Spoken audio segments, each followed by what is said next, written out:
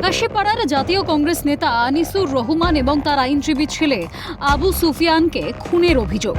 অভিযুক্তদের 9 দিনের পুলিশি হেফাজতের নির্দেশ কৃষ্ণনগর জেলা আদালতের। অন্যদিকে কোথায় হবে তাদের ময়নাতদন্ত এই নিয়ে দীর্ঘ টানাপোড়েন চলতে থাকে। প্রদেশ কংগ্রেস সভাপতি শুভঙ্কর সরকারের নির্দেশ অনুযায়ী কল্যাণীর college of medicine and JNM হাসপাতালে প্রথমে ময়নাতদন্তের সিদ্ধান্ত নেওয়া হয়। মাঝ রাস্তায় শববাহী গাড়ি আটকানোর অভিযোগ ওঠে। রাস্তায় বিক্ষোভ দেখান যুব কংগ্রেস কর্মীরা।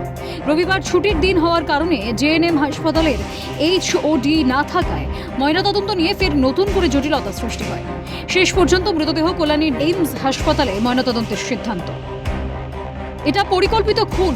আনিসুর ও তার ছেলেকে খুন করে ভয়ের বাতাবরণ তৈরির পরিকল্পনা করা হচ্ছে, এমনটাই দাবি প্রদেশ কংগ্রেস সভাপতি শুভঙ্কর সরকারের। এবার আনিসুর রাজনীতি করতো, তাকে খুন করলো তার ছেলে। সবে ল পাস করে প্র্যাকটিসের জন্য সে নাম নথিভুক্ত করাচ্ছে কিংবা করে ফেলেছে। এই জায়গায় তাকে যেভাবে নৃশংসভাবে মারা হয়েছে, এর থেকে ভয়ের বাতাবরণ তৈরির একটা পরিকল্পনা, যে দেখো যারা কংগ্রেস করবে তাদের জন্য এটা।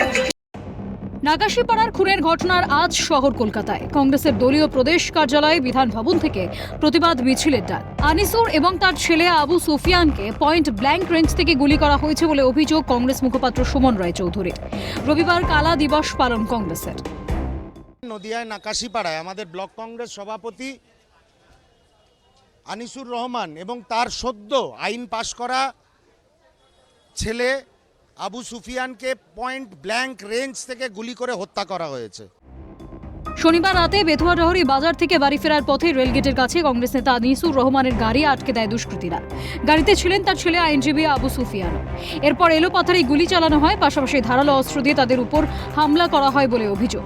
তাদের রক্তাক্ত অবস্থায় উদ্ধার করে বেথুয়াডহরি স্টেট জেনারেল হাসপাতালে নিয়ে গেলে চিকিৎসক মৃত বলে ঘোষণা করেন। আরও কে বা কারা জড়িত এই খুনের ঘটনায়? শুধুমাত্র রাজনৈতিক প্রতিহিংসা থেকেই কি হামলা? খতিয়ে দেখছে পুলিশ।